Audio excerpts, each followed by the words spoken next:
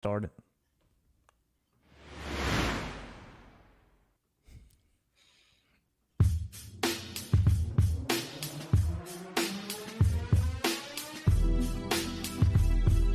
Sonic Truth Dynasty Focused Podcast is back. I'm Alan Seslowski of RotoWire.com, along with Theo Grebinger, the Podfather. Should be back one of these weeks. I mean, how long is this guy going on permanent vacation, Theo? What's going on here? So Matt's on a nice little family vacation. He's out of town, and we're holding it down. I was actually in Canada this past weekend. Right. I got back yesterday, and my flight was delayed. So I'm creating the show late last night, just getting after it. But I'm excited to talk Dynasty with you. It's like almost July 1. We got 4th of July weekend coming up. This is go time, Alan. I'm in your draft. You're doing an NFFC draft. I joined your draft. It's a loaded draft. Yeah, we'll get into that a little bit later, but I think one of our sponsors doesn't want us talking about that specific draft, so we'll have you on my podcast and we'll talk about that. But as everybody tunes in for the Sonic Truth Podcast, we're going to talk about Dynasty Startup season. I know that all of you watching, we've been doing Dynasty Startup since December, since February, right? We've been studying our rookies, doing our rookie drafts, but this is really the heart of Dynasty Startup season. It's best ball season redraft after the 4th of July for sure. So we want just going to make sure that we give you a few Dynasty updates, players that we've seen changing values over the last few weeks. And there hasn't even been any football, but there has been some news. And the values change, the ADPs change. So I want to go over all of that with you, Theo, to give our Dynasty listeners, just some things to think about as they get into their startup drafts. One of the notes I saw today was that Gardner Minshew is in line to start week 1. I've told people that Anthony Richardson starting day 1. I don't care if he's ready or not. What's the most valuable thing in football to a real NFL club, Theo? What's the most valuable type of contract? A rookie QB deal, Alan.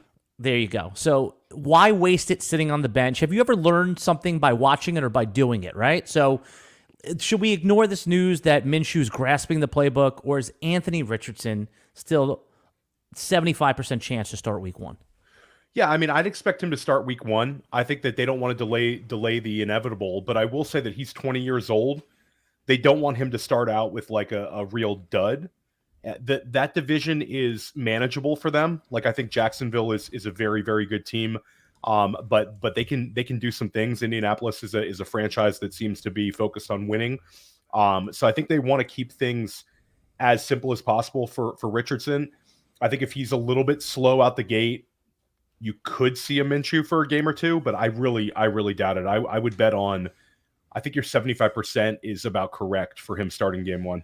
If you're in one of these Dynasty Startup Superflex drafts, like we all are, I mean, I know we do a ton of 1 QB as well, is Anthony Richardson like a defensible pick at 112 on that turn right there? When the first 8 quarterbacks go off the board, and then you see Bijan and the 2 receivers go off the board, I mean, do you take CeeDee Lamb? Can you take Anthony Richardson there? Is that still a reasonable pick?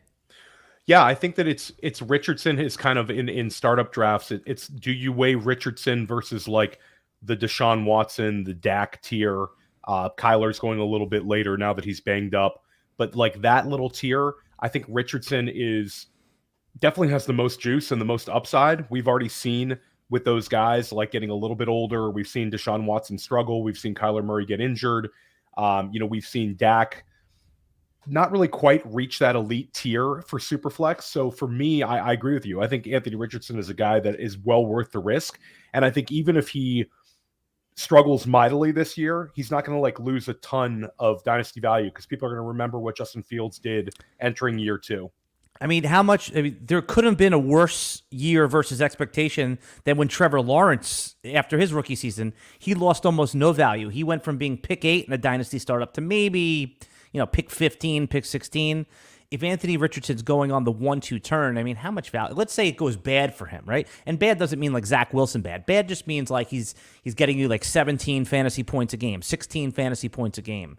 I mean, I don't see him losing any value. Trey Lance didn't lose value after his rookie year. And Richardson is so insulated by his rushing upside that like even if he plays really badly, he's still going to run for some yards. Yeah. Yeah, it's almost too big to fail. We talk about Richardson's upside, but a quarterback like that really has a high floor more than upside right off the bat here. Now, you mentioned Deshaun Watson versus Anthony Richardson, and then you said Dak. I guess rank those guys 1, 2, and 3. Is there a clear order for you? Or does it really just matter what kind of a bet you want to make at that point early in your draft? So Deshaun Watson's shown it. Like, that we're asking him to we're asking drafters to kind of ignore what happened last year. And I think you can make, very educated excuses. There was obviously a lot of the off the field distractions for Deshaun last year. There was the fact he couldn't practice with the team and then just gets thrown right into it and struggled mightily. But I don't know. For me, it's probably Richardson over Watson, but I do know that there's a lot of really sharp people, yourself included, that are looking for looking at Watson as like that ultimate superflex value right now, because Watson is locked in as starter. The amount of money they gave him, they're committed to him. This year, I think the offense is going to take a step forward, and I think Watson will look a little bit more like his old self. Can he return to what we saw in Houston is the question. If you think that he can return to that level, then absolutely I should take him in ahead of Anthony Richardson and ahead of Dak Prescott. But if you have any reservations and you think that this is kind of like the start of something, then I think he's third on that list. So it's really kind of in the eye of the beholder. But I will say there's a lot of sharp money on Watson right now. Yeah, he's only 27 years old, right? You think about like where people value Kirk Cousins, yourself included, and for good reason. He's 34 years old. Yep. 27, let's do the math here. That's a lot of years till he gets to 34. And like you said, he's protected by that big contract. He can't go anywhere for a minimum of 3 years. I think that giving him the proverbial mulligan, like we did Trevor Lawrence, really does make a lot of sense. But I'm not going to fault anybody. I just took Anthony Richardson over him in one draft. It was just a $50 draft that I'm in right now, and it's just because I have zero Anthony Richardson and I wanted in on that. I'm becoming a little bit more of a portfolio player, and meanwhile my portfolio is growing and growing and growing. How about Dak? We didn't touch on him. Do we put him a full tier below at this point? 30 years old. A lot of smart players have him right in there. Where should we be valuing him? Would you take him above some of the other position players that are available right there? Say CeeDee Lamb or another running back, or if it's a tight end, premium tight end. Where does Dak fall in that QB hierarchy versus some of the other position players? It's tough because when you're picking like towards that turn in Superflex, you really want to have an edge. I don't know if Dak gives you like the edge. Like, I know that there's this year we have like question marks with new offensive coordinator in there. Maybe McCarthy's a little bit more involved. Like, I don't know. For me, it would be very difficult if I walked away from a Superflex draft with Dak as my foundational first pick. I would maybe rather punt QB a little bit and take like a truly elite upside running back or wide receiver. I think that would be kind of my edge. I don't know. There's something just about Dak. It's kind of like a vanilla pick right around there that I don't think really puts my team in a contention to necessarily win right now. And then you're taking a 30-year-old that, I think he'll age pretty gracefully, but you never know. Let's say that Dak falls a little bit in your Superflex startup drafts, right? And you took Justin Fields or whoever the last of those elite quarterbacks to go, and Dak is on the board. Because you said you don't want him as your quarterback one. He obviously makes for an ideal second quarterback. But if you're sitting right there and your wide receiver 4 is on the board, meaning like, I don't know, is it Garrett Wilson for you? Is it Amon-Ra St. Brown? Whoever that is, because we know CeeDee Lamb will probably go earlier. So if you're making a choice like that, Dak Prescott as your QB2 or the wide receiver 4 is there. Given, again, obviously Dak will have more value, but every player is available in a startup draft. It's not like an existing league. So what do you think if your money's on the line? What kind of a choice are you going to make there? I think you still probably lean Dak if it's versus Amon-Ra or Garrett Wilson, just because of the scarcity of the position and the potential tier drop after. And then certainly trade equity in Superflex, Dak is going to be worth more than those two guys. I think Dak, for me, if like a Bijan falls and you can get a Dak Bijan start, or maybe Dak with one of those wide receivers, I think that would be really appealing. But I just don't want it to be like Dak. I feel like I'm going to have to punch up if I have Dak as like my foundational piece, followed up by maybe a quarterback behind him or a positional player that is like we're really hopeful for. Like I love Garrett Wilson. I love Amon-Ra St. Brown, but those guys are just not Justin Jefferson or Jamar Chase tier. Yeah, the other thing about Dak that scares me, Theo, is Kellen Moore is gone, and now Mike McCarthy is going to be calling the plays. And you could say Mike McCarthy had some offensive success in Green Bay, or you could fall under the assumption that he was dragging down the offense, and Aaron Rodgers was the only thing keeping it above. But we're going to talk about that and a whole lot more.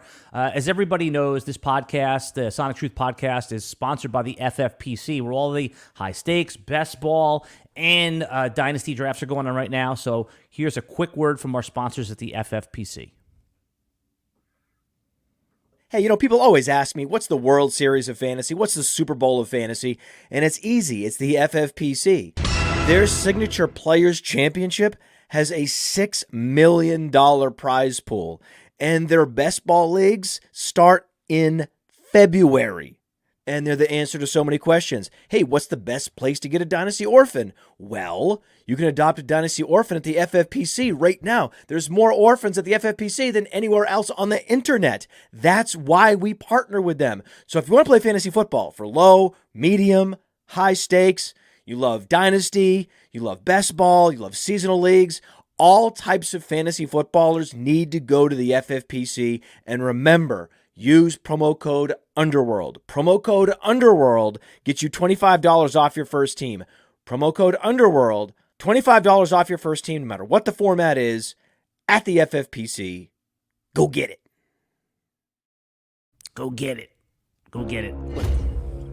Give the ad bumper, Alan. There you go. I mistimed that. All right, everybody. I'm Alan Seslowski of Rotowire.com, along with Theo Greminger of PlayerProfiler.com. And this is the Sonic Truth Dynasty-focused fantasy football podcast. And Theo, I know we referenced it earlier that you've been tirelessly working on the draft kit. We're just going to talk about, we have our Dynasty rankings up there right now. You have your redraft. So just give everyone a quick 1-minute elevator pitch. What's going on with the Player Profiler draft kit and why they should be going to sign up for it? Well, the draft kit is live right now. It's amazing. Like the amount of information we packed into it, team-wise, the amount of information we packed into it, player-wise. We give you an interactive top 300. We have cameos from some fantastic analysts like Alan, who give you his takes on multiple players. We have, Matt Harmon, Ray GQ, Heath Cummings. I mean, there's a ton of them. If you're a fan of Player Profiler, you get to see Matt Kelly, Billy Muzio, myself. Like, we go in depth. We give you like a 2 to 3 minute video on these players and how we think they're going to perform. We also have every kind of ranking you could imagine. For FFPC drafters, we give you FFPC rankings. We give you, Superflex. We give you PPR. And again, the team previews, when I say team previews, it's not like 2 paragraphs. We have a review from last season. We have a signature trend, which is key stats that we think can move the needle this year in terms of fantasy. We have a preview. We have ADP movers, which get adjusted throughout the summer. I just wrote one on Alexander Madison. So I'm going to be updating that kind of as the ADP movement comes along. You're going to be able to look in on your draft kit and you're going to say, oh, look at this. Dalton Kincaid jumped, 7-8 spots this week. That's something that we're continually updating. You're also going to get my top 300. You're going to get Billy Muzio's top 300 and Dario Offstein's top 300. And we have a short little video that I'm going to run, Alan, to give you kind of an idea of what the draft kit looks like. Hey, it's the Podfather. I have great news. The 2023 draft kit is live. It is world famous. Why? Because it is the best resource for winning fantasy football championships that exists. There are rankings and cheat sheets for every format you can imagine. We have projections both at the team level and the player level. And wherever you are, you can click on a player, open them up, and see in-depth written analysis about what to expect in fantasy football from that player this year.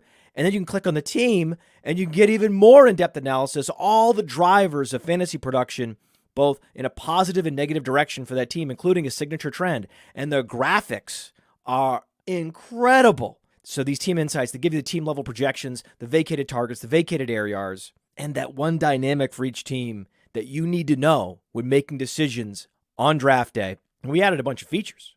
Individual cheat sheets for Theo and Billy and Dario. So you can take your favorite analyst and download their personal draft cheat sheet And then in the commissioners section, also brand new this year, Memphis Young lays out everything you need to know to manage a league, do's, don'ts, tips, and what the more innovative fantasy commissioners are doing this year. That's presented by Trophy Smack. The whole package is presented by the Fantasy Football Players Championship, the FFPC, Ray Garvin, Derek Brown, the best minds in the industry contributing analysis. It's certainly not the most inexpensive draft kit on the market, but it is the best. Playerprofiler.com/draft kit. Playerprofiler.com/draft kit. Go get it. Yeah, it's the one thing that he doesn't mention in there, which I don't think you mentioned either. I think that a good as a consumer, as someone who purchases your draft kit, right? I don't get it for free. I mean, that's not part of my pay here, people. But if I don't want to even do all that and get into those stats and trends, you guys just have a very easy to use cheat sheet. If I want you guys to do all the work and I just want to show up to my draft, that's there too. You download cheat sheet. It's easy cross off. It's electronic, so you can get into all the nuances. But what I do like is that it's just plug and play for the lazy drafter like myself. Yeah, and a big shout out to Alan, who did a fantastic Travis Kelce and a fantastic Bijan Robinson. I think you'll really enjoy those. And if you want to take it up a notch and you want to go even deeper, you can get the all-in package. And Alan, guess what? Today I'm dropping a special code. Ooh. If you put in the word Theo, you get $10 off of the all-in package. Love it. Yeah, no, I'm an all-in member, so I hope I can get that retroactive coupon. Let's get back to some Sonic Truth Dynasty-focused. And by the way, the thing that in the draft kit about commissioners and managing your league, that is important because we just had a complete chaos in a dynasty startup that I'm in right now. I'm sure if anyone out there is listening that's a commissioner in a dynasty league, you've had these type of are you a commissioner of any leagues, Theo? Dynasty leagues? In the past, I was a commissioner. Yeah, I no longer commission. It's a thankless task. Yeah, and the job of what they asked me on the Goat District podcast, and a couple other what's the job? It's just a peacekeeper. It's a manager. It's a bean collector, right? You have to collect the money, all those things. But we had or Alan or a dictator. Some dictators. You have to rule with an iron fist. There is no. I don't like votes. I don't like democracy, especially when someone knows what they're doing. When someone that doesn't know what they're doing, I have to be fair to the people, make votes. Don't do that. We can go over. You want to hear a little bit of the chaos? Do you want to weigh in on that? Because I love it. Yeah. More or less, is somebody was doing a QB horde. Do you want to explain in Superflex what a QB horde is in just the Cliff Notes version? So Alan will play in some classical dynasty formats where your roster, Alan, in this format, I'm guessing is like 30 guys. It's 35 deep with 3 receivers, 3 flex, plus super flex, 2 tight ends, one of those deals. So this doesn't work in formats like the FFPC where you have a 20-man roster. You'll ruin your team if you try to quarterback horde. And certain formats, you can't take a certain number of quarterbacks. They cap it, like the Triflex. But for a classical dynasty format like Alan likes, you have these managers that'll take every single quarterback, and they'll become a QB hoarder, hoping that somebody will trade them like a CD Lamb for a QB2. Like for Geno Smith plus or something because their hands are completely tied, and they're going to have to pay me a fortune, or they're going to have to give me multiple picks in order to get my QB5 because I have so many of them. Yeah. It's the only position you can really do this with. And it ruffles some feathers, doesn't it, Alan? Ruffle some feathers. We had, let me ask you, and you answer this honestly. So somebody, if they take 5 of their first 6 picks are QB, so that would be a typical QB horde, something like that. Do you believe, in your opinion, is that out of bounds? Is that pushing? Is that unethical within the fantasy, or is that fair game? I think that if you're drafting against somebody and you realize their strategy, whether it's somebody going crazy with the wide receivers or running backs, or maybe somebody in an FFPC format loves taking tight ends, if you see this sort of tactic, it's your job to adjust to how other drafters are drafting in your league. It's not their job to be equitable with their positions that they draft. There's no rules for that. If your league has a certain number of quarterbacks you're allowed to roster, if it doesn't have that, then it's completely in bounds. And people complaining about the way other people are drafting, it's a little soft, Alan. Yeah. Did you see the thread that I sent you yesterday? No, I gotta look at it. I heard this got a lot of traction. I went and looked on Sleeper Twitter. I didn't see it, so I'm gonna have to look. Yeah. Well, I said that link I sent you was for sleep. Anyway, there was a big blow up in the league. People left the league because they didn't like people QB hoarding. I tend to agree with you, even though, I try to be empathetic and diplomatic to all members of the league. But yeah, I mean, that's to me is inbounds and you have to adjust, like you said. So as a league commissioner, those are one of the things that Memphis talks about in the player profiler draft kit on how to manage a league, how to address certain things, and obviously you have to have an ironclad constitution. Anything to add before we move on to some more of our agenda today? No, I guess it's just like complaining season. I think it's just funny. We talked in the pre-show about how people start getting their feathers a little ruffled. I think we're ready for some NFL football to start, Alan. Oh, and this is like the next 2 months is just like every single day there's going to be some sort of false outrage. There's going to be some sort of news that moves the needle. Fantasy Twitter is just lit in July and August. Yeah, no, this was not false outrage. This was real outrage. People quitting the league, name calling. And Alan, how do you quit a league after you're in the middle of a startup and you quit? Haven't you put up money or anything at this point? Yeah, I mean, it's not an expensive league. It was like a $50 best ball dynasty, which is, again, if you just want to draft and you want to have some stake in the game, $50. And I'd say best ball Dynasty Superflex quarterback hoarding is probably good strategy because you're covering yourself up to get 2 usable quarterback weeks every single week. Right. And you will have an advantage at like the 2 highest scoring positions for Superflex. So if there's any format that this should be a thing, it's best ball. Yeah. The counter to that is that let's say you're, that unpredictable wide receiver 4 has that huge day where he has 6 for 110 and 2 touchdowns, that player can be inserted into your super flex spot, but you would really want that player inserted into your wide receiver 3 spot. Then, so yeah, no, what you're saying makes sense. But either way, there was a lot of name calling. People left the league. I mean, who was the hoarder, Alan? Who was the hoarder? You know what? I don't even know the guy. I only know his screen name. But again, I think it's fair. But I understand. I didn't realize that people would think that was out of bounds. Like, let me give you an example. Like in your dynasty leagues, you've had people back in the day when you were using a lot of kickers and stuff. Remember, there was that glitch in a lot of softwares where you could pick up a kicker, drop them right away, and they wouldn't be pick-upable, for lack of a better word, for another waiver wire churning. That was scumbag stuff back in the day. Right. That, I agree, is out of bounds. So if your opponent needed a kicker, you'd pick up and drop every kicker. Not me. I know Theo would do tactics like that. 100%. And then those kickers wouldn't be allowed. Now the softwares have adjusted. If you drop a player within a day of picking him up, they stay free agent, first come, first serve in most softwares. So I think that's a podcast. And anything else that you've seen that's out of bounds that commissioners need to be aware of before we move on? Do you think like there's any tactics? Is there, any trading? I mean, obviously we don't talk collusion because I don't think I've ever seen collusion in a league. Like there was a high stakes baseball collusion story years back in one of these formats we're not going to talk about. Not FFPC, but one of the competitors, and they caught the guys. I think that the league they went a couple of months of some sort of, I'm not sure quite how it worked, but I think there was 2 teams kind of playing a home game. So it has happened. It's almost impossible to pull off in a real dynasty league because people would have seen it. Yeah. But you have seen, I will say, occasionally in like a home redraft league, you'll try to see somebody make some BS trade towards the end of the year that can maybe their team starts getting out of contention, and you see kind of a questionable trade go down. So I don't know. There's some scumbag stuff that goes on in fantasy football, Alan. And as you know, like some of these leagues, it gets really heated as the season moves along. Guys start like kind of hating each other at times. Dude, and you'll see friendships terminated. Like lifelong friendships end because of this kind of stuff. And man, we care a lot about it. We're here chopping it up every single week, Alan. So we feel for it. But I don't think it's a reason to end a friendship. But guys get incredibly heated about it. Yeah. No, one rule, and I'm not sure if we talked about it on this podcast, that we do in a dynasty league, the one I manage, and it's not, it's a $300 entry league, so it's, it's something. And what we do is we allow any trade that, let's say you and I make a trade, Theo, right? I'll give you a specific trade that went up on the board in one of my leagues about 2 years ago.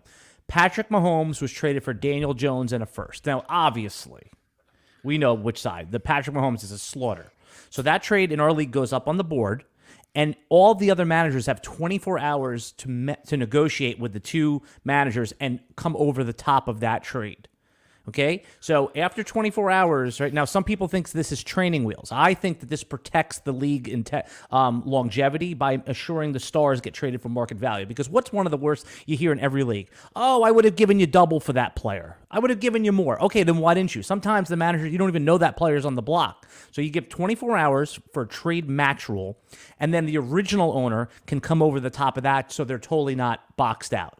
Now, one of the other caveats is, Theo, is that you can't. So let's say you were the guy that put Patrick Mahomes up there and the other guy is Daniel. I can negotiate with you for more, but you can't add to your side. You can't now add like Patrick Mahomes in a second and I'm giving all this inventory. Is this something you think is good or you just don't want that in your leagues? I generally don't like vetoes. I think it's not a veto. It's not a veto. It's a trade match. It's a trade match. So I get that one. I'll say that, I don't know. It's kind of like once somebody accepts a trade, then it should kind of accept. But I will agree with you that a dynasty league can get ruined by people not understanding value. And I'll say it's an even worse problem when you see people that make bad trades in startups where they don't quite understand how much equity they should get back if they trade back, or maybe trading for a future one, maybe overpaying for that. Like you'll see that, and I think that creates like a bunch of potential orphans. It sounds like you have a system where guys are used to it and they're kind of all into this. They resisted it first. They resisted. I said sometimes a good commissioner, a good leader has to do something that good for the people they don't even know is good for them. You know, it's like the Pinochet of commissioners. Yeah, no, I'm telling you, it's like I said, someone's always pissed off with this trade match rule, but it ensures stars get traded for fair value, and there's no veto. This is absolutely not a veto. That original trade, Daniel Jones for Patrick Mahomes, if no one comes over the top, that trade goes through.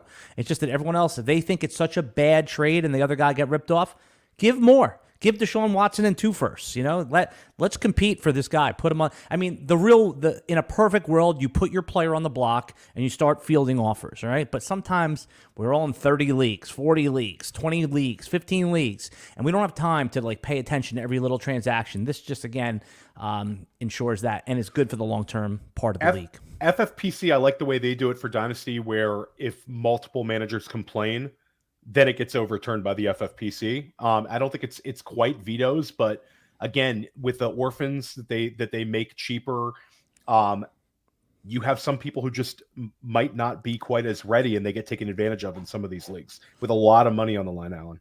Yeah. Any other like rules that you look for that you must, like if you walk into a league to check it out that you're going to be in and you see there's something that they don't have or have, is something that you must have or don't have in any of the leagues that you would tell anyone getting into a dynasty startup right now that they should look for? Well, I like leagues that have multiple flex positions, especially in Dynasty. Like for me personally, like that's one thing that I care about. Why? Because I feel like that rewards the sharper drafter. If you have a stronger roster, you have more guys that play. I don't necessarily like, I enjoy single quarterback. I like super flex, but for me, I want to have multiple flex positions. I think it's the best way to play fantasy. And I think it's a little antiquated to have a single flex. Even sometimes if it's a crazy wide receiver starter league, then I can understand it. But I prefer it where more of my guys are in play. I think it gives me a little bit more of an edge. So that's what I'm kind of looking for. Yeah, I mean, it's so important. If you're in, especially like in Sleeper, and you go into a Sleeper room to check out, read the rules, make sure all the settings are to your liking, find out what the payouts are. That's another good piece of advice. Is it the first place gets everything? Is there a flatter payout where they're paying the top 4? And then there's no shame in leaving the room before the draft because, like Theo said, walking out in the 5th round, it's kind of whack, you know, and. The other thing I would advise is that make sure the commissioner is collecting dues, a minimum. If it's only going to be 1 year in advance, make sure that if anyone trades away a pick, that person is paying for that year they're trading away. If they're trading away their 2024 second, they should be paying for the full year of 2024. This way, if they do leave the league, that year is covered, so a new manager coming in can at least have a free year with their pick missing. Yeah, and I think, it's difficult because sometimes you get to, higher stakes and people don't necessarily want to pay this, but I think it's not bad strategy to collect 2 years of dues and have next year be paid for. in any dynasty startup. I think it kind of it allows strategy to come into the startup. I think it makes people a little more invested in what they're doing. And I'll say that, if you enjoy this kind of talk, we had our first of our expert series this summer. We have a bunch of like very successful high stakes, drafters doing individual articles, like a one-off for playerprofiler.com. And we had Austin Martin, who's probably the best high stakes FFPC dynasty guy around. Certainly probably has the most skin in the game and has made the most. And one of the number one rules he talked about in his dynasty article was knowing your rules. And I think like what Alan's talking about, like I think a lot of people get in and realize things later and it's surprising to them. And I'll say that like any kind of format for fantasy you get into, whether it's dynasty, whether it's redraft, knowing your rules and your scoring better than your opponents, especially when it's the draft for redraft or the startup draft for dynasty, like that gives you an edge. And it sounds so simplistic, but so many players are just like, whatever, I'm hopping in. Yeah, because we all have that thirst to draft. We all want to get in there. But I've learned the hard way. Like I've been in leagues where it was single tight end. Someone just says, oh, yeah, this is a tight end premium league. So I go in there, and usually if it's 1.5, I don't push up the tight end too much. I look in there. It was 2 PPR for tight end. And now all of a sudden, I'm starting Gerald Everett. Some other players out there are starting Mark Andrews, Dallas Goedert, and, some tight end 12 and in their flex spots. So really do read your rules. Let's get back to some giving people some updates, because everyone's piling into these startup drafts right now.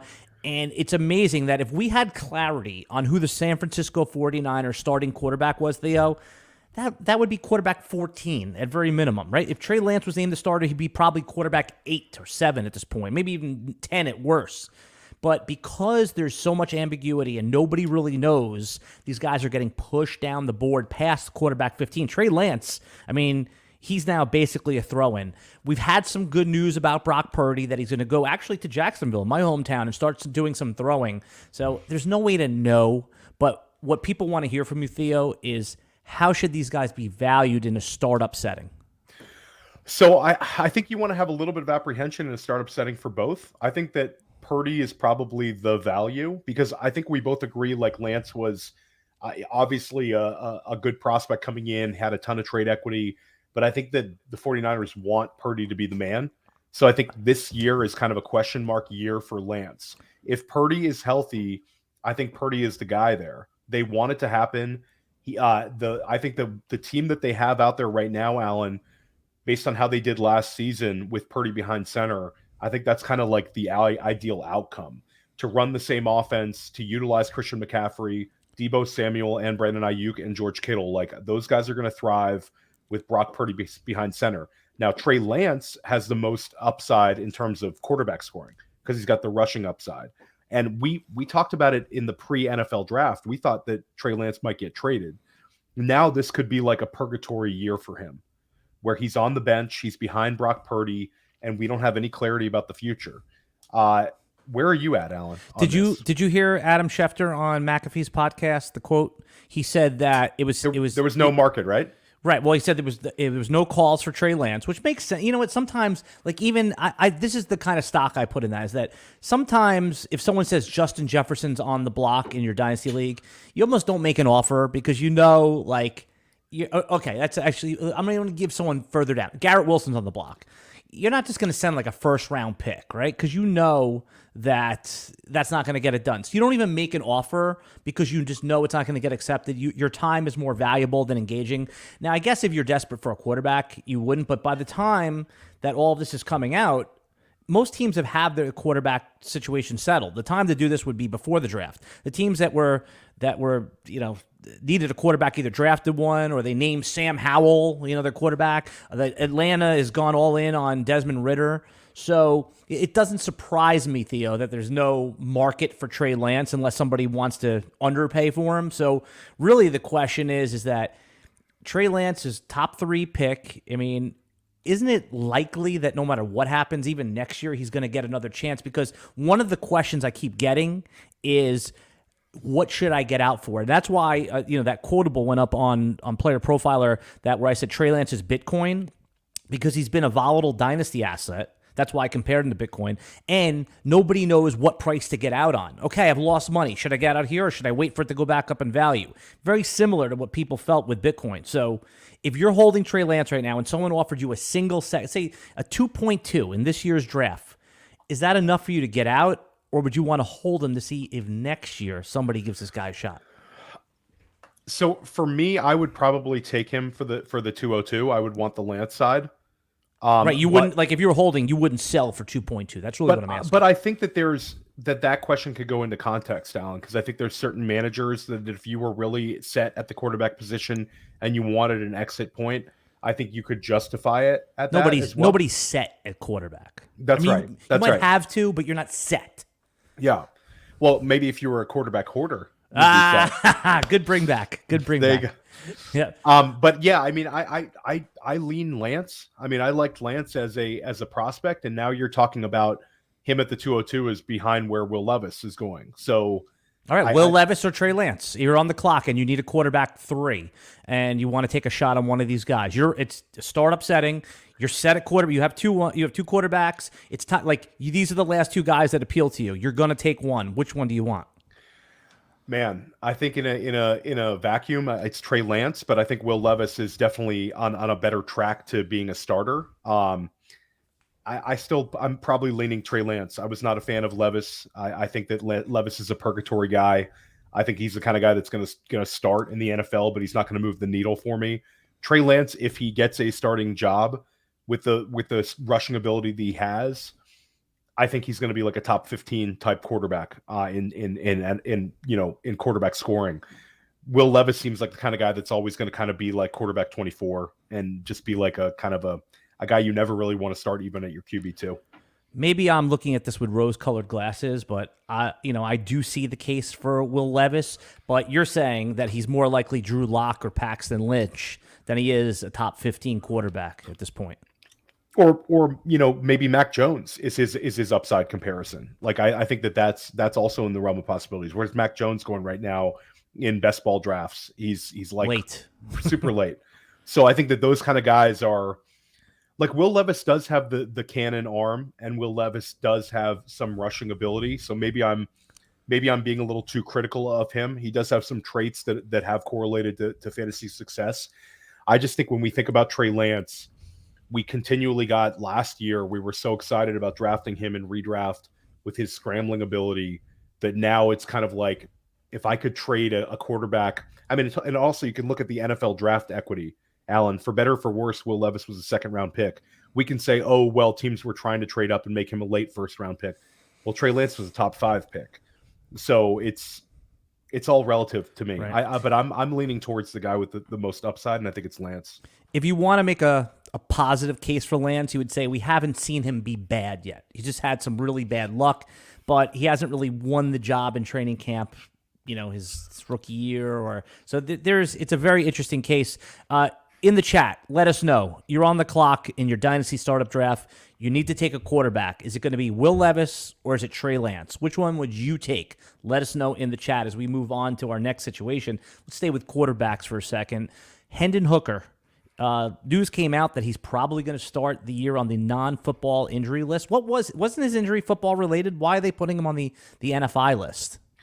That's a good question. I'm not quite sure on why the distinctions would be.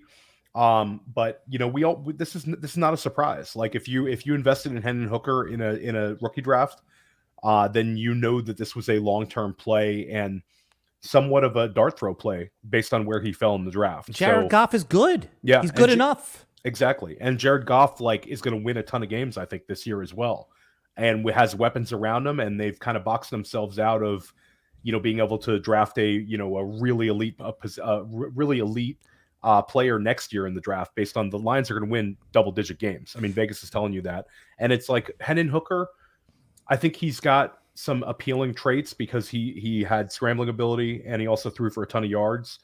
But again, you're talking about a guy that we thought could sneak a little higher in the NFL draft, and you saw where Detroit got him. So I'm not that bullish, and it's a tough player to hold because you're really having to wait a long time. Yeah, he's a super flex conversation. You're not taking him in single quarterback dynasty, but I see him go early in the 3rd round. sometimes in the second round in Superflex. I mean, teams are needy for quarterback. Would you take him if you were on the clock at 3.3? Is that like the spot after the second round wide receivers? I guess really that's the question. Would you take him before or after or in the middle of the real NFL second round wide receivers? Mims, Rice, Jaden Reed. Which group do you want? Where does Hooker fit in? I want the wide receivers because I think those guys have a path. I think that Hooker is after that. Like I agree with you. Like third round seems about right, but again, you're having to hold him so long. It's not like he's going to gain any value, and there's a chance that he just never starts an NFL game. I think that's a real possibility. But the upside is if Goff struggles, maybe it accelerates the process with Hooker. But I just don't see it happening. This is when people ask me about Hooker. And also he's a little bit older of a prospect. Isn't he 25 or? Yeah, he's old. He's super old. So this is what I told people. When you're drafting Hendon Hooker, what you're hoping that you get is those good years of Tyrod Taylor, those good years of Tyler Huntley, right? When he was able to fill in. And if Jared Goff quarterbacks miss games. I mean, let's fast forward to next year and envision that Jared Goff is still the quarterback on a Lions team that won 2 playoff games. And if Hooker's ready, he'll be a good plug-in. So he'll be a player, almost treat him like a 5th-round running back, like a Khalil Herbert. That's what I told people. When you draft him, just understand he's 1 or 2 games next year, and hopefully he has the upside to buoy your team when you need to win most. Is that fair? Yeah, I think you kind of nailed it. He's definitely a speculative player to keep on your roster. All right. DeVon Achane. Positive news. It won't be long. This is the quote, Theo. It won't be long before he's before he has a role in our offense. Meaning, you could look at this and say, "Oh my God, he's going to be the starter." DeVon Achane on the Dolphins. I look at this, and this is how we discern. I hear you ask a lot of your podcast guests, "How do you discern news? What do you discard?" Let's analyze this statement. It won't be long before he has a role in the offense. Why don't you untangle what you think that means? Because the minute that news dropped, he was drafted in the current draft I'm in, like ahead of ADP.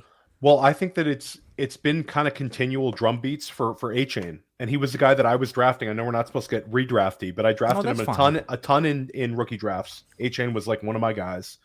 And then he was kind of steaming up in redraft where he started sneaking into like the 8th, 9th round. And then the Dalvin Cook release happened and it adjusted Achane down to like the 10th round. So Achane's become a little bit more of a value in best ball, a little bit more of a value in redraft based on, the potential for Cook landing there. But I think what's very clear is Achane's going to be used as a receiver out of the backfield. And I think that's the most exciting thing for him based on his size. He's going to have to be that to have real fantasy success. But there's been nothing but positive drum beats from the media and nothing but positive drum beats from what his teammates are saying about him. And Alan, few players have a lesser competition ahead of him. I mean, Jeff Wilson and Raheem Mostert are, very beatable. So I think that Achane, even if Dalvin Cook signs there, is going to have an every week role. And if he can avoid Dalvin Cook, I think Achane has a real path this year because he's lightning. And we've seen how good Mike McDaniel is about getting guys in space, about utilizing speed. This is like the next level to be able to use Achane out of the backfield with Tyreek Hill and Jalen Waddle. Like no team in the NFL has 3 guys that fast that can really, really go with the ball in their hands. So Achane was a good runner too. He's just small. Like he was very successful in the SEC.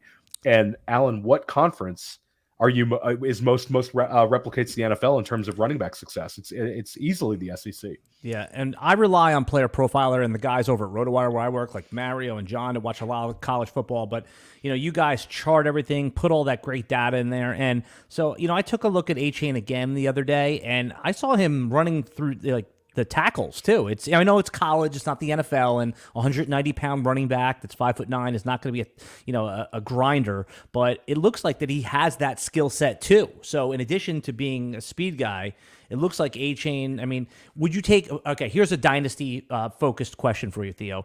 You're on the clock. You need a running back in your rookie draft. It's time to take either Kendre Miller or Achane. Which one at this point do you think is the better dynasty bet? Meaning over the next 2 to 3 years. We had this argument when Cody was on with us on Sonic Truth earlier, Alan. But this is a riser and faller. We want to see who's the riser, who's the faller here. I think it's still very, very close. Of course. It's a very, very close one. I think if you need running back points this year, it's Achane. if you're going for like the course of the career, you need to bet on the archetype running back. But I do think that there's a scenario where Achane's really, really good and he's underrated right now. But I'm big on both. They're both guys that I drafted a ton in my rookie draft, so I don't want to take a cop out. But if I showed you my portfolio, there's a lot of Achane and there's also a very good amount of Kendre and Miller. So I'm into both. I don't want to take a cop out, but I do think Achane scores more points than him this year in fantasy. All right, listen to this, audience. I'm going to make Theo answer this question because a lot of us, we're on the clock. This is the choice we have. It's a $400 league, Theo. It's like a real league here where it's, you're playing with a lot of people that you want to show that you have good fantasy football prowess. It's, you need a running back, and it's pick 2.2. Both of these guys are at a good value right now for our rookie drafts. You need to pick one. It's a rookie draft. Your team is a win now, but, you're the fourth best team. You can go either direction here. Which one today, as you are listening to this podcast, are you feeling that you want to click yes on? Give me Achane then. I'll take Achane. There's your answer. And I think, tomorrow, next week when we do Rise and Fallers, it's going to be Kendre Miller, everybody. So that's why you have to tune in every week. And I can trade up to the 203 and get Kendre as well, and I'll take both of them out. But I'll take Achane. Right now it's Achane. I think Achane has the juice, and I think Achane is going to really surprise people with his receiving ability. I'm very bullish on him. It's like a cross your fingers time and hold your breath that Dalvin Cook does not end up there. And it could be a really fun year for Achane. All right. I love it. Yeah. Dynasty Warzone says, that's it, fellas. Big bankroll. To Theo, that's, and to like guys like myself, we're very rich. So it's, that's kind of like a throwback to that post that blew up my league. That, I got to get into it. Alan, you got to start naming names. This is the Sonic Truth Live. Well, I'm going to leave that to Mike and Adam on the Ask Me Anything on the Dynasty Devi, the Destination Devi feed. I'm sure because he was the one involved with the fight, so I'm going to let him do all the naming he wants. To me, I'm just going to be a neutral observer at this point. So anyone who doesn't know what we're talking about, we referenced at the beginning of the podcast, I'm in a Dynasty startup where literally something bigger than a Russian coup overtook the podcast and the league, and people quit. Fights happen. Lawsuits are pending. There's a lot going on. But back to the Sonic Truth here. You know what? Before we continue on, you started talking about podcasts. You started Press Coverage. Brilliant name. You're doing a new one-on-one podcast where Theo is going to interview, fantasy football press, more or less, a one-on-one interview, getting the thoughts of great industry fantasy football analysts around the industry. So why don't you tell everybody that is looking for a new podcast, we always are, in 1 minute or less, what is Press Coverage and why should they tune in and where could they find it?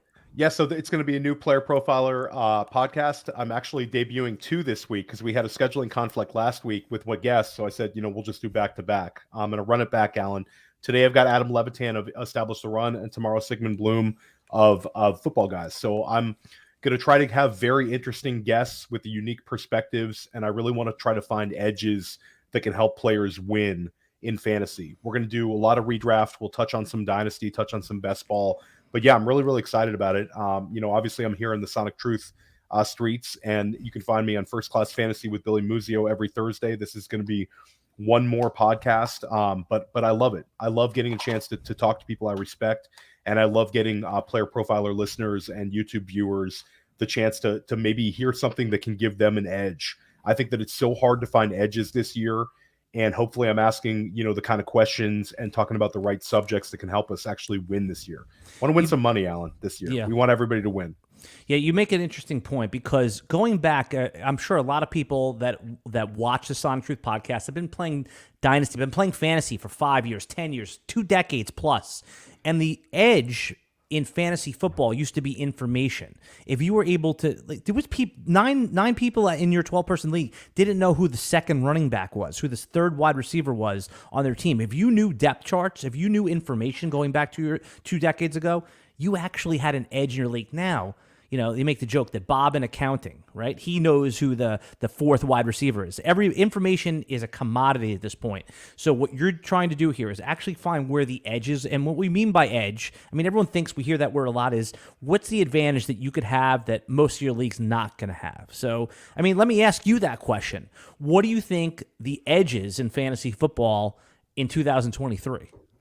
I think in 2023, it's kind of, that's a great question, Alan. And I think it's a hard one. It's a difficult one. I think it comes down to value. I think that we get so caught up into rankings and tiers. It's a big thing. But at the end of the day, there's certain players that just break fantasy. It happens every single year. And being able to identify that upside in like round 6 through 10, I think is the most important thing. We're seeing every single year, we're seeing these league winners come out of this range of the draft.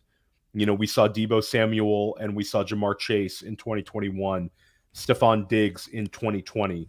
Last year with Josh Jacobs come out of this particular range where if you can nail these rounds, and I think that we get so caught up into positions. I want to nail the best possible scoring outcomes from this range of the draft. So for me this year, as good as we get at ranking, as good as we get at predicting, every single year the values still fall into this range. It's just a no-brainer. And I think the other real edge you can get is being able to identify mispriced teammate situations. You see it every single year, Alan, where these guys are taking a teammate ahead of another teammate, and maybe the consensus moves a guy up for no reason, and then all of a sudden you get Cooper Kupp, Robert Woods in 2021, where Woods was going ahead of him, and Kupp wins everybody the league. So I think those two are really. I just want to stop you there. Like, do you remember that Robert Woods was going ahead of Cooper Kupp in the 5th round or 4th round of fantasy drafts? It was so obvious, but yet ADP did not adjust. That happens every year. That is such a good point. The same year, Brandon Ayuk was going ahead of Deebo Samuel, and last year we saw the enthusiasm where Elijah Moore, you know, and that's one that I got wrong. Like, I was all over Elijah Moore last year, and Garrett Wilson was just sitting there as a higher pedigreed player. Rookie, you can understand, though. It's a rookie. Yeah. You kind of understand. But Woods and Kupp had been around for 5 years plus, you know. It was, and the other situations you named. This would be, I'm going to add on to what you said here, and this is a redraft centric question, but you could use it in your Dynasty League. Oh, Dynasty, using redraft to your betterment in Dynasty this time of year is also another edge you can have. Like, every single year you see certain guys get steamed up in redraft that are poor bets to make in Dynasty. Who would be an example of that? Who would be in either? Yeah. So I'll say last year there was a ton of steam around Cortland Sutton and a ton of steam around Gabe Davis. You saw a lot of people just on principle cashing out on Gabe Davis. I'd never had a ton of Davis in Dynasty, but you saw a lot of cash outs. I was able to cash out on pretty much all my Cortland Sutton stock last year.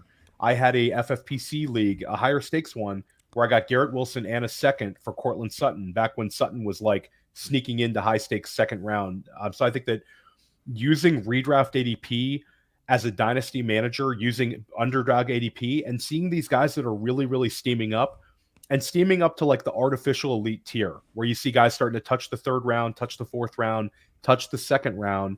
And those are the kind of guys you can cash out on. I think that you can absolutely use as an edge in Dynasty. Yeah, and when we talk about Dynasty Startups framework, right? I mean, what is the definition of a Dynasty League? What makes a Dynasty League different from redraft? It's the way we value the same players. Yep. For example, Keenan Allen is a 3rd round pick in most redraft leagues. Keenan Allen is a 7th to 9th round pick in Dynasty Leagues. Same player, different value. I mean, you can go into age or situation, whatever it is, but that's really the difference. So where I think the edge is in Dynasty Leagues is taking the redraft rankings and looking who has the biggest chasm in ADP and using that to find value. So, you know, I mean, and we always say Dynasty, is this guy going to be good for the next 5 years? I mean, we could all be dead in 5 years, Theo. So I think that you hear a lot of fantasy analysts, and wisely so, say play Dynasty in 1 to 2 year windows. Think about how average we are at predicting what's going to happen in the fantasy season ahead of us. Try predicting it 2 and 3 years out. There's very few guys. Sure, Patrick Mahomes can be predicted 3 to 5 years out, but other than that, man, I mean, if you look at go back and look at Dynasty rankings, Theo, from 4 years ago. I mean, like Le'Veon Bell, Todd Gurley. I mean, these guys were up near the top. It's Devontae Freeman was 6 or 7 years ago. I mean, that guy has been out of the league for multiple years now. Yeah, I mean, it's continually changing, especially in Dynasty, especially with the running back position. It's like, and Alan, you know, we've talked about this in terms of theory. like in certain dynasty startups, how many people are actually going for it in year one. Sometimes you get into a league and you see only like 3 people really, really pushing it in. You could potentially have an edge there and being a win now team just based on watching how people are trying to build so hard for the future. So there's lots of edges to be had. I think another edge to be had is, like, you bring up the information age where we have so many people giving us so much, whether it's Twitter, whether it's multiple websites, whether it's tons of podcasts. I know that you and I both listen to a ton of podcasts. I know that Memphis Young, who's in the chat right now, listens to everything. And I think that's being able to like zone in and kind of ignore certain voices and maybe take a few things information wise they give you, but not listening to anything in terms of like dogmatic thinking. I think that really is an edge to be had as well. I think some players get so overwhelmed that they start liking everybody because you hear bull cases for everybody. And then you're just like, then you just become an ADP drafter. So I think that like, there's so many edges still to be had. But like you said, knowing the news is an edge that's gone. Everybody can know the news. Right. And the other thing that, people listening to this podcast, listening to the live stream, and that listen to all of the podcasts that you do on the Player Profiler Network, we do this year round, right? And this is the other thing that I've found over time is that your thoughts, your process, your player takes that you have in April and May, those are probably better than the ones you have in August because you've been poisoned by the fire hose of hey, these 17 players are going to be the best sleepers. You can't miss. There's a great account on Twitter called the Fantasy Gazette, and it's almost like The Onion. You know what The Onion is, Theo? It's a satirical, right? The Onion. One of my favorite Onion. I'll get back to the story. One of my favorite Onion headlines was on the sports page. It says this was during the steroid era. It says Rocky found guilty of steroids. Titles from 1 and 2 and 3 taken away.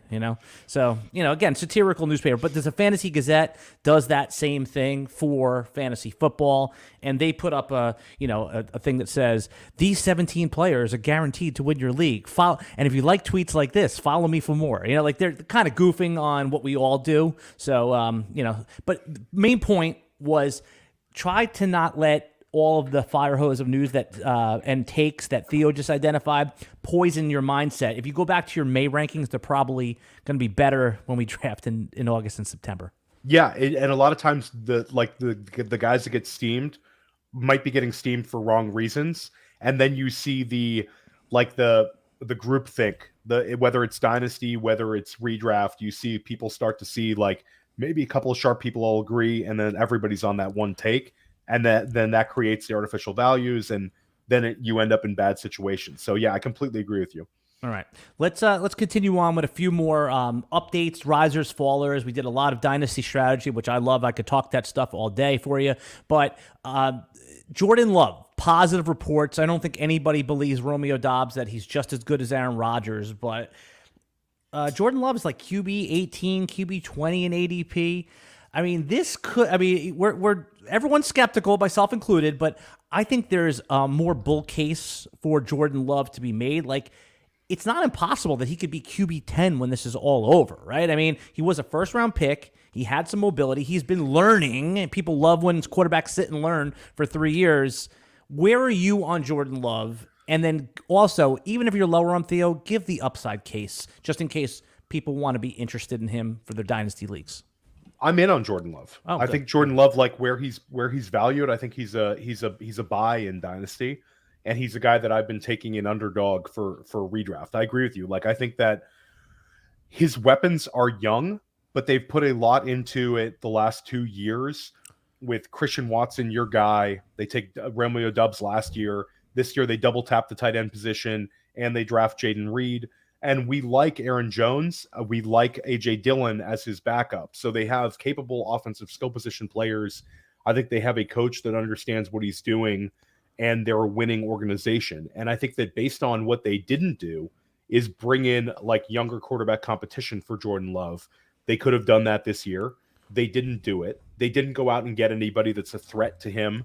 Like, they're in on this. So for me, I think we should be in on Jordan Love as well.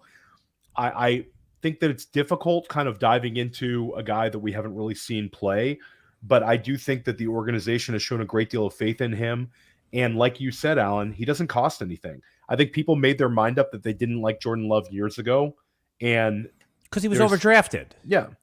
It's well, at the end of the day, we'll find out this year because they end up getting him at the end of the first round. And if this, if this is the Green Bay Packer model where they have a guy sit behind a veteran and Hall of Famer. Yeah, it goes Brett Favre, Aaron Rodgers, and then Jordan Love. If they can get 5 years of starting quarterback play out of him, 4 years of starting quarterback play out of him, then they didn't waste that first round pick. Yeah. Just because he sat on the bench, doesn't make it a bad pick because obviously they think that he learned the system and he's ready to rock. Now, if he falls flat on his face, then there you go. They're in big trouble this year. Yeah, who finishes last in that division, Alan? I mean, let's say we all agree that the Lions are probably the favorite, right? And then you have the Bears, the Packers, and who's the other team? Minnesota. And Minnesota, right? Yeah. So I would say from a projection standpoint, it's Green Bay, but that's because we're factoring in the Jordan Love. We're almost thinking of him like a rookie quarterback. If we knew, like for example, if you put Ryan Tannehill, right, an experienced veteran, instead of Jordan Love in there, you'd be like, okay, so now we're projecting him ahead of the Bears, right? So it's just, or maybe not, I don't know, whoever a good solid veteran is. So I think that if I'm just making a bet, it would be the Packers, but obviously anything, if Kirk Cousins gets injured, now all of a sudden that team falls. So it's a wide open division. The thing I wanted to ask you about Jordan Love, because when we were talking about edges in fantasy football, I mean, if we knew who that quarterback going outside the top 15 quarterbacks, top 18 quarterbacks, every year there's one that gets vaulted up into like the top 10. Jordan Love seems like a reasonable bet to be that guy. And if you draft him, redraft, dynasty, superflex, single quarterback, he probably won't even be drafted. But that's one of the edges in fantasy football, identifying quarterback 15 plus that finishes as quarterback 8 plus. It's so difficult though this day and age because you're not allowed to get quarterbacks with rushing upside cheap. Like years ago, Anthony Richardson in redraft would have been the edge. People would have been worried about a 20-year-old quarterback and who's never started a game and was okay in college, and you would have been able to get him cheap. Now you can't get, like, quarterback is so difficult to find really, really good edges in. I don't know, but I do agree with you. I think Jordan Love, like, he has a path to be a QB1 this year. But is it an impactful enough number that, affects fantasy? That remains to be seen. But saying a guy that's quarterback 18 finishes as quarterback 10, if you look at how flat it can be in terms of that scoring, that's a fine bet to make. And if your guy Christian Watson is as good as we think, then he's got a dynamic wide receiver who's scoring double-digit touchdowns this year. So that's like a big edge right there to have an alpha on the outside. Even if he has tunnel vision and wants to lock in on a guy, if Christian Watson really is that dude, then it's right there. And I do think Aaron Jones out of the backfield as a safety blanket for a young quarterback, I think that's a really, really nice thing to have. Sample of one from last year, Week 12 versus Philly, a real opponent. Jordan Love to Christian Watson, 4 catches, 100 yards, and a touchdown. So, again, sample of one, but football is a small sample size sport, Theo. Another piece of news that caught my eye this week was that Cordarrelle Patterson is going to return to his pass-catching role. Let's remember, when he was with the Vikings, he was a wide receiver. And the reason I'm bringing this up is not because this is going to shift the dynamic of your league, but what does this mean for Bijan Robinson? I read this as a good thing that, hey, Cordell, thanks for a couple of years of running back service. You're going back to being a wide receiver now, or just untangle it for me what this means. I mean, because Bijan's going to be running back 1, 2, or 3 in your dynasty redraft league, running back 1 in your dynasty league. But what do you think this means for his year 1, first 6 weeks of the season impact on fantasy football? Well, I think it's great because you get the best pass catching back threat on the team kind of moved out of there, and I think it just shows that Bijan's going to be on the field an absolute ton, and it also shows that they still value Cordarrelle Patterson. Cordarrelle Patterson's kind of like their wide receiver too. If you had to bet on a guy to score the most fantasy points this year, Cordarrelle Patterson or Mac Hollins, you're going to go Cordarrelle Patterson most likely. So, like, I think it's kind of good for like Cordarrelle Patterson best ball drafters, and everything is good for Bijan Robinson, Allen. He's a unicorn. He's the chosen one. We don't have any pushback. Me and you are both into Bijan. That's right. We can hype him up for the next 15 minutes if you wanted to, because he's going to score so many points this year. He's going to get the ball so often. I heard a report that they were comparing some of their ways they want to get him the ball to Deebo Samuel during Debo's big year. Like, we're going to see unique and creative ways of Bijan getting out in space. And I think he's going to have a lot of big plays this year. Everything is just looking awesome for him. Dynasty managers, it's like the greatest thing ever to have Bijan Robinson on your dynasty teams right now. All right, guys, get ready for some Bijan Robinson porn. Here it comes. Ready? I mean, what is it? This is the thing, because you and I are doing a redraft high stakes league. We talked about earlier, the NFFC. Yeah. We like to put a little bit of some of our high stakes dollars on some platforms. We love the FFPC the most. We know that, right?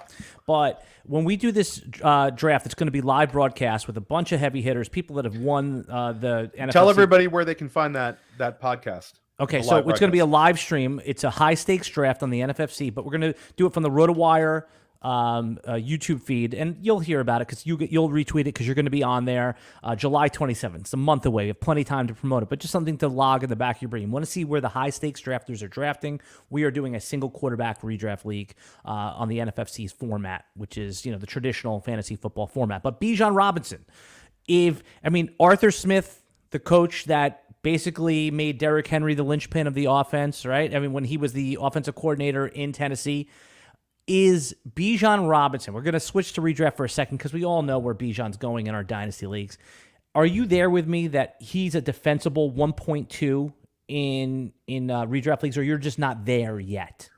At the 102? Yeah, so I still believe Justin Jefferson should, or one of the wide receivers should be the first player off the board, and that Bijan Robinson is defensible at the second pick off the board, ahead of Christian McCaffrey, ahead of your wide receiver 2, ahead of Tyreek Hill, Cooper Kupp, Travis Kelce, non-premium. Where are you? What's the spot where Bijan can be taken where you're just not going to be like, oh, what a bad pick? I think that he's going to end up being the 105 in non-tight end premium when it comes down to it when we get into the August and September drafts. I think that right now he's leapt Austin Eckler in a lot of these formats. Why? Because Austin Eckler is going into year 7 and Bijan Robinson is going into year 1. Austin Eckler is older, and also we have a new and then the other more nuanced answer would be there's a new offensive coordinator there. Maybe they throw downfield a little more and check down to the running back a little less. I still think Austin Eckler is a value in the first round, but at the end of the day, Bijan Robinson, we saw what Arthur Smith did with Derrick Henry in terms of volume. And this is the franchise. I think Atlanta is also going to win a lot of games this year. I think that division is poor, and I think Atlanta can win the division. And I think that the way they win the division is not Desmond Ridder back there trying to, be a hero. I think it's a managed offense with a consolidated target tree and an absolute ton of Bijan Robinson. So I think you make a case for the 102, but I would push back that I think it's a wide receiver year. And I would not want to take him ahead of Jamar Chase, and I wouldn't want to take him ahead of Tyreek Hill. And if we get down to the end of August and the Rams, everything looks, hunky-dory in Los Angeles, it's hard to take him over Cooper Kupp. But I can make that argument. Like, I'm not like somebody who has to take Cooper Kupp, but I think at the end of the day, Cooper Kupp's a 20-point per game scorer. And I want to walk out of that top 5 with a 20-point per game scorer. Bijan Robinson, he's certainly there. Here's the other thing. If you're drafting in June or July before we have some of these answers, I think that if you just look at Austin Eckler versus Bijan Robinson, that Austin Eckler, I still believe there is a threat for one of the veteran running backs to land there. Okay? Yeah. Kellen Moore, we can make this connection, right? Kellen Moore, former Dallas Cowboys offensive coordinator, now with the Chargers. Austin Eckler, always wanting someone to help him with some of the tough carries. Doesn't Zeke seem to fit right in there? They can't find. They've been throwing 4th-round picks, the Chargers, at backup running backs that just haven't panned out. It's easy to see. Listen, no matter what you think of Zeke Elliott, he had 12 touchdowns last year. That was top 3 or 4 in rushing touchdowns. I mean, Jamal Williams had more. Again, it just seems like there's a threat of one of the vets going there, whereas Bijan Robinson, it is what it is. It's cleared out at this point. I think that the real threat for Austin Eckler is not somebody who's going to take away his touchdown scoring as a rusher. I think the real threat to Austin Eckler is he goes down to like an 80 catch season instead of a 100 catch season. Like, that's all it takes for him to drop, because his game is so predicated on being a highly targeted guy. And they've added Quentin Johnston. We just saw good reports at camp about Donald Parham. Then maybe they're going to go with 12 personnel a little bit more. And then they obviously have, when Mike Williams and Keenan Allen are both healthy, those guys are going to get targeted as well. So, like we've seen Justin Herbert the last 2 seasons looking for Ekler out of the backfield so much. I think that's the downside risk for Ekler, is he just is not like Superman on the receptions. He's still a top 3 running back in terms of catches and targets, but he's not like right at number 1.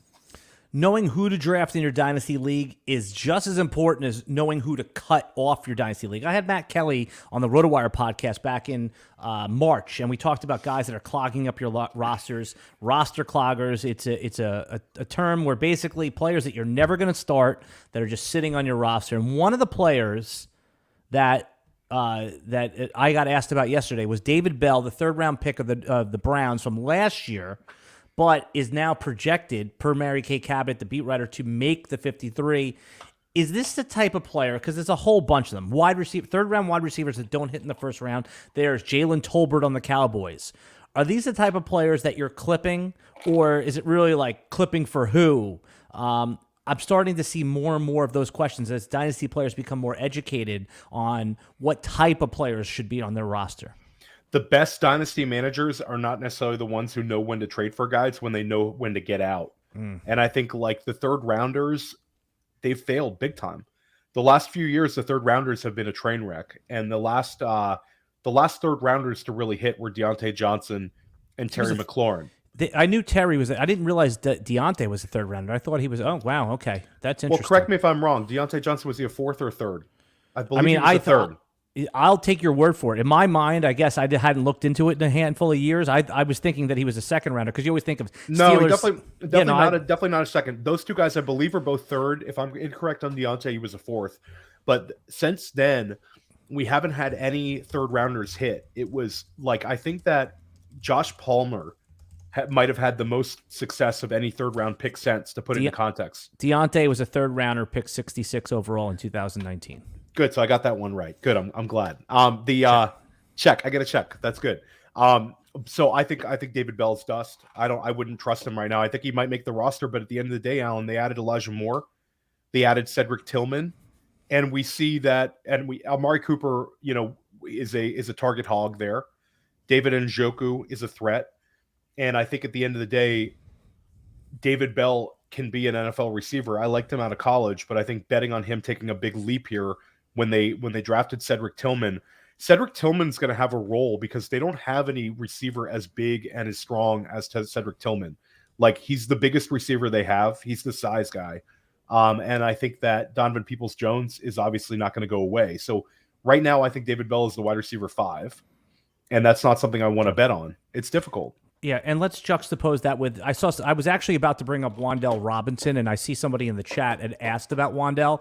The reason I would say that's different is strictly draft pedigree. Wan'Dale Robinson was a 2nd-round pick. He was a pick of the current regime of the coach and GM, and he didn't fail because of performance or didn't show it, in practice. It just, he got hurt. So he flashed last year. We saw Wan'Dale play well.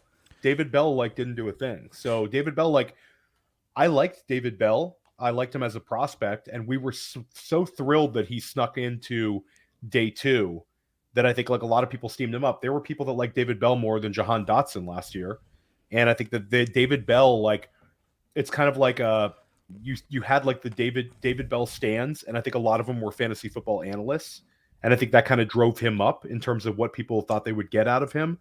But at the end of the day, he didn't do anything as a rookie. And I want guys to flash as rookies, Alan. Right. So just lightning round, Tolbert, roster clogger, flush him? Flush him. And then Wan'Dale we're keeping. How about someone like Justin Ross, right? Justin Ross is projected now not to make the 53. I've told a couple people, if you can hold on, there's going to be interest. He's like, what he's like? He's like the Keyshawn Boutte a little bit from this year, right? Where, for different reasons, but he's flawed. You love the upside. If Ross gets cut from the Chiefs, are you going to hold on to him? No. Okay. I'm personally just don't believe that he's going to be a thing. He was such a great player when he was young at Clemson, contributed on elite teams with NFL players around him. But at the end of the day, the injury is the injury. He wasn't drafted by the NFL. It's difficult to bet on the undrafted free agent wide receivers. The fact that he's there in year 2 is already kind of a win in terms of his profile. So obviously the Chiefs, want it to happen. But again, even when you look at Kansas City, They have Marquez Valdez-Scantling is not going to go anywhere. He kind of has his role set on the team. They've added Rashee Rice. They have your guy Kadarius Toney. They have Sky Moore, and they have Travis Kelce. It's such an uphill battle for Justin Ross to carve out a role. Then you add in the fact that he might not make the team, and then you add in the fact that he had a major injury. So for me, it's just I'm not betting on guys like that with my dynasty rosters. Okay, we're about to hit on our last topic of the day, but before we talk about Treylon Burks, Theo, I want to remind everyone, if you love videos like this, consider hitting the like button, share it if you like, and subscribe to the Player Profiler channel. Again, you could follow Theo on Twitter, as we all do, the OG Fantasy, right? Well, what's your updated Twitter? It's the OG Fantasy. Yep, that's okay. it. I have some imposter, Alan. Well, that's how you know you're making. That's how you know you're making. I feel like somebody. I was like, "What? Who's your imposter? What's their screen name? Give a shout out to the imposter." I don't remember, but it was like the OG Fantasy with a bunch of numbers next to it. Ah, beautiful. And it was in like a foreign language, and I was like, I don't know, I blocked the guy, but it was weird. Right. Yeah. No, I mean, I long for the day that I get some imposters, fake Alan Seslowsky out there. You can follow me on Twitter as well, at Alan Seslowsky, and make sure you follow the Player Profiler account as well. Sonic Truth has their own Twitter as well to keep updated on everything we do. And just to let everybody know, you can follow the RotoWire account too. We have a news feed that just constantly, if you get your sleeper alerts, whatever, that's fine too. But RotoWire, great place for news. Yeah, you can go and I'll shout out like Jim Coventry is great. Mario Puig is certainly great. Like, you've got some really, really sharp minds. I like listening to the RotoWire stuff myself. And you guys are the best there is for the news. Yep, cool. I'm glad that it's been a good partnership with Player Profiler and RotoWire over the last few years, and especially with this podcast venture. All right, last topic of the day for the Sonic Truth is we're going to talk about Treylon Burks. Now, Treylon Burks, that was such an interesting argument going back a year ago. I think he showed enough where I think there's reason to be optimistic. Right now, he's slated to be the target leader. So in dynasty leagues, his price is fair, right? I mean, he's like the 14th-ish wide receiver without checking off the board. Where are you on Treylon Burks? The news has been that he's, quote, best shape of his life type of stuff, right? So we know to discard that type of hype, but you talked about a drumbeat earlier, meaning like forward momentum for a player. If you're in a startup draft or if you're trying to make some trades, is this a player that's on the rise? Yeah, certainly. I want Treylon Burks. And I think Treylon Burks is a guy that I saw certain people get out of this year. Maybe they had too much exposure to, and he had a nice exit point in terms of what you could trade for him as like a late first round pick in non-super flex. You kind of like a little bit get in, get out.